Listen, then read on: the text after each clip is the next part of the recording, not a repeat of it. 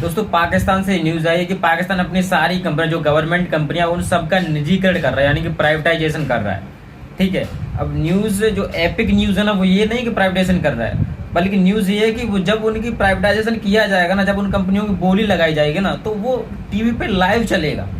और सबसे बड़ी बात, बाहरी प्लेयर आएंगे, यानी कि देश के लोग नहीं खरीद रहे, बाहर से विदेशों से लोग आ रहे हैं और अब उसकी कंपनी को खरीदेंगे।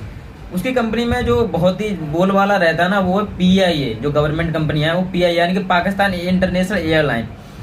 इसको ना बेचने की जो चीजें है ना, वो बहुत टाइम पहले से चल रही है, लेकिन इसको कोई खरीदने के लिए तैयार नहीं है। उसका रीजन है कि इस एयरलाइन पर ना कर्जा साला बहुत है।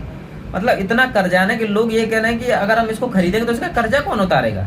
समझ रहे हो। अभी कुछ टाइम पहले की न्यूज है, पीआईए की एक एयर होस्टेस थी, तो वो पाकिस्तान से उड़ के जो प्लेन था वो कनाडा में गया, तो कनाडा वो एयर होस्टेस वहीं पर उतरी, कह रही अब हम नहीं आ रहे, जाओ हमने जॉब छोड़ी, निकलो यहाँ से। समझ रहे हो। ये आए दिन ऐसी न्यूज आती रहती है, क्योंकि पीआईए अपने एम्प्लॉय को सैलरी ही नहीं दे पा रहा। जब सैलरी नहीं दे पा रहा तो कोई क्यों उसमें काम करना चाहेगा। समझ रहे हो। तो लगातार कंटिन्यूसली घाटे में चल, ये केवल एक कंपनी की बात नहीं, ये लगभग हर कंपनी की बात है। तो अब सरकार कह रही है कि हम सारी कंपनियों को प्राइवेटाइजेशन करें, सारी कंपनियों को निजीकरण करेंगे, और जो आगे खरीदना चाह रहा है वो खरीद ले आगे। लेकिन ये जो काम है ना, ये पाकिस्तान सरकार नहीं कर रही है, आईएमएफ इस पर करवा रहा है। क्योंकि आईएमएफ से ये लोन ले रहे हैं, आईएमएफ कह रहा है हम आपको लोन तभी देंगे जो हम चाहते हैं वो करो। और आपको पता है कि आईएमएफ अपना जब लोन देता है बहुत ही मतलब हार्ड कंडीशन पे देता है। आईएमएफ अब खुद लोन देने से पहले ना ये एकदम क्लियर कह देता है कि आपको जहां से लोन मिल रहा है ना, आप वहां से ले लो, क्योंकि हमारी कंडीशन बहुत ही गड़बड़ है, मतलब बहुत ही हार्ड कंडीशन होती है। ठीक है। उसमें से सब उसकी जो मतलब आईएमएफ की जो कंडीशन होती है, उन्होंने मेन 3 कंडीशन की बात कर लेते हैं। पहला है सब्सिडी। आप अपने देश की जनता को जो सब्सिडी प्रोवाइड कर रहे हो, वो किसी भी तरीके की हो, सबको खत्म कर दो, जीरो कर दो। टैक्स जो है ना उसको बढ़ा दो। समझ रहे हो। सब्सिडी खत्म करो, टैक्स बढ़ा दो, और आपकी जो कंपनियां है ना उन सबका प्राइवेटाइजेशन कर दो। ये मेन 3 चीजें हैं। ठीक है। अब तेल सब बढ़ जाएगा, पाकिस्तान वैसे ही महंगाई बहुत चल रही है, अब टैक्स और बढ़ा दो, सब्सिडी खत्म कर दो, तो मतलब एक तरीके से त्राहिमाम होने वाला है पाकिस्तान में।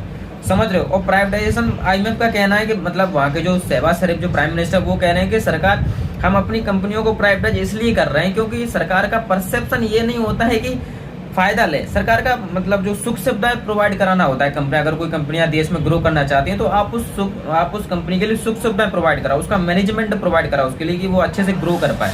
लेकिन ये शब्द है ना, भले ही शहबाज शरीफ बोल रहे हैं, लेकिन ये जो पीछे जो बैठा हुआ है ना, वो आईएमएफ, वो इनसे ये सब चीजें कहलवा रहा है। तो अब प्राइवेटाइजेशन होगा, बाहर के लोग आएंगे, और आपको पता है बाहर के लोग कौन सबसे जल्दी आएगा। पहले तो पाकिस्तान, वो चाइना में और इंडिया में होड़ मचेगी कि तुम खरीदो कि साला हम खरीदेंगे।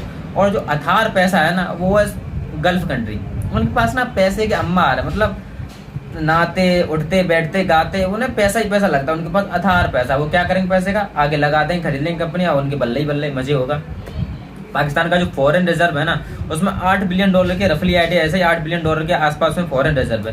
तो भाई तुम कहाँ तक चला लोगे। ठीक है। $8 बिलियन, और जो कर्जा है ना पाकिस्तान, वो है $125 बिलियन का। तो जो एक्सटर्नल डेट बता रहा हूँ मैं। ठीक है। तो ये कब तक मतलब ये चीज चलेगी। तो यही इसीलिए आईएमएफ कह रहा है कि आपको ये चीज करनी ही पड़ेगी।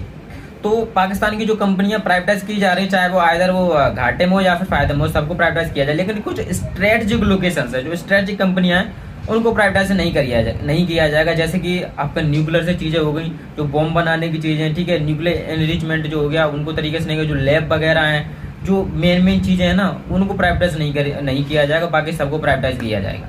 तो आप लोग सोचोगे कि इसमें कौन सी बड़ी बात है, भारत के साथ भी तो ऐसा ही हुआ था। तो हाँ, हुआ था बिल्कुल। 1991 में जो एलपीजी रिफॉर्म आया था ना, वो यही था।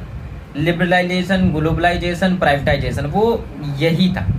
समझ। लेकिन हमें और पाकिस्तान में अंतर है भाई।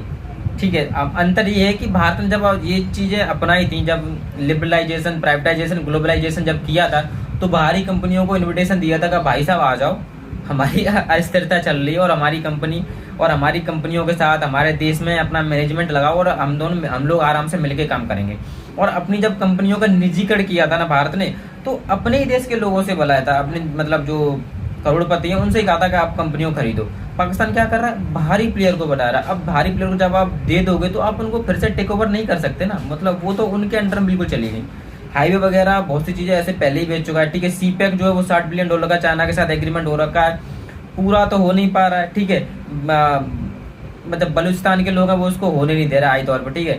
कराची एयरपोर्ट है, उसका भी लफड़ा चल रहा है, ठीक है। तो ये सारी चीज़ें अब मतलब गड़बड़ होती चली जा रही है। बस देखना ये होगा कि अब किस तरीके से पाकिस्तान इन चीज़ों से बाहर निकल के आता है, क्योंकि भारत भी ऐसी चीज़ों से गुजर चुका है, ठीक है। तो एक मतलब एक देखने वाली चीज़ होगी, पाकिस्तान में अब कंडीशन बहुत ही ख़राब होने वाली, क्योंकि आपको पता है कि सब्सिडी खत्म होगी तो जो वहाँ की एग्रीकल्चर सेक्टर है वो बिल्कुल खत्म हो जाएगा भाई साहब, समझ मतलब बहुत ही, और टैक्स पहले से ही बढ़ जाएगा। तो भाई साहब हालत बहुत ही ख़राब होने वाली है। तो अब 2029 तक ये सारी चीज़ें का मैनेजमेंट हो जाएगा, कंपनियां किस तरीके से बिकनी किस तरीके से नहीं बिकनी, ये सारी चीज़ें हो जाएंगी, फिर उसके बाद जो कंडीशन क्रिएट होगी ना वो वास्तव में देखने लायक होगी।